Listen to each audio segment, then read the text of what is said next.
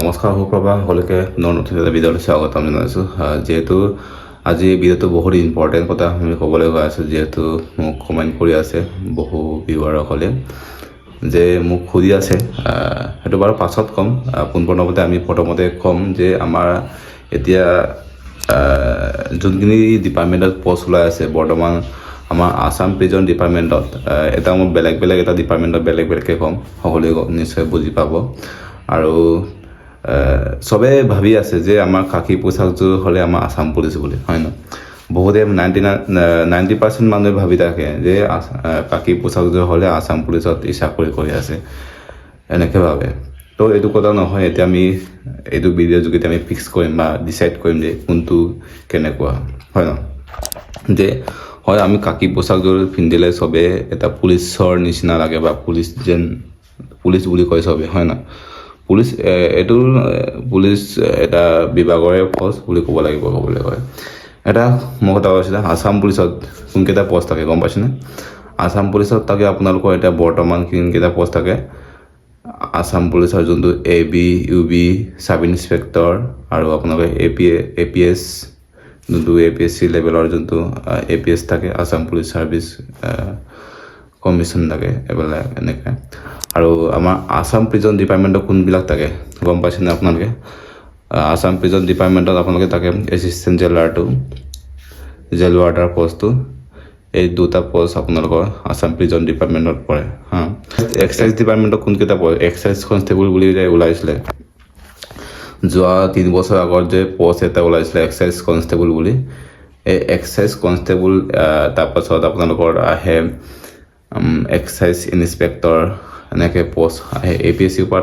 তাৰ পৰা দিয়ে তাৰমানে APSC পাছ কৰাৰ পাছত তাৰ পৰা মানে এটা অপশ্যন চিলেক্ট কৰিব দিয়ে, ফাৰ্ষ্ট প্ৰিফাৰেঞ্চ, ছেকেণ্ড প্ৰিফাৰেঞ্চ, তাৰ পৰা চিলেক্ট কৰিব এক্সাইজ চাব ইনস্পেক্টৰ বা এক্সাইজ ইনস্পেক্টৰত, তাতে সিহঁতে ভৰ্তি কৰায়। এইখিনি কথা হয়তো আপোনালোকে গম পোৱা নাই, এই ভিডিঅ'ৰ যোগেদি আপোনালোকে গম পাওক। কাৰণ বহুতে ভাবি থাকে যে আমাৰ আছাম পুলিচত খাকী পোচাকযোৰ পিন্ধিলে যে আছাম পুলিচত চাকৰি কৰি আছে বুলি।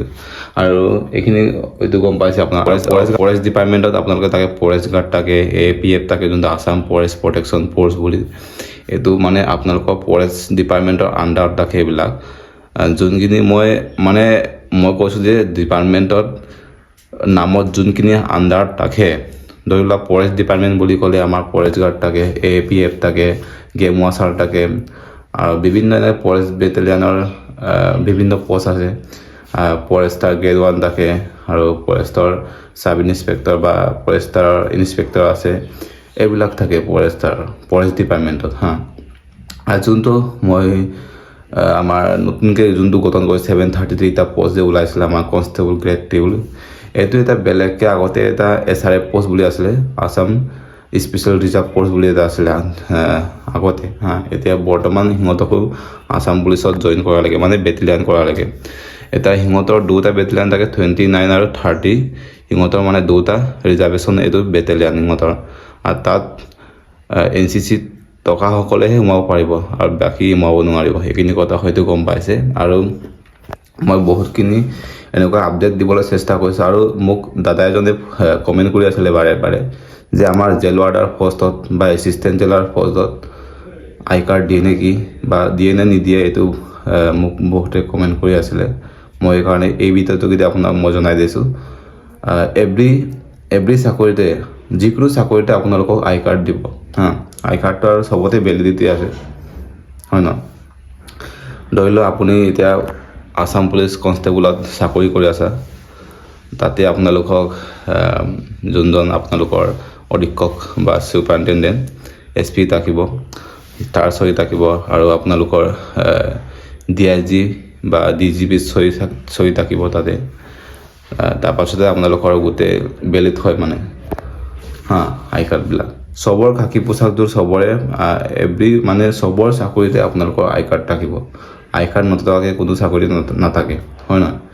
মই সেইকাৰণে কৈ দিছোঁ আপোনালোকক। দাদা এজনে মোক বাৰে কমেণ্ট কৰাৰ কাৰণে মই ৰিপ্লাই দিছোঁ, কাৰণ তেখেতৰ ৰিপ্লাই মোক বহুত মটিভেশ্যন দিয়ে বা তেখেতৰ কমেণ্টে মোক বহুত মটিভেশ্যন দিয়ে। তো ভাবিছোঁ এইখিনি কথা আপোনালোকে নিশ্চয় বুজি পাইছে।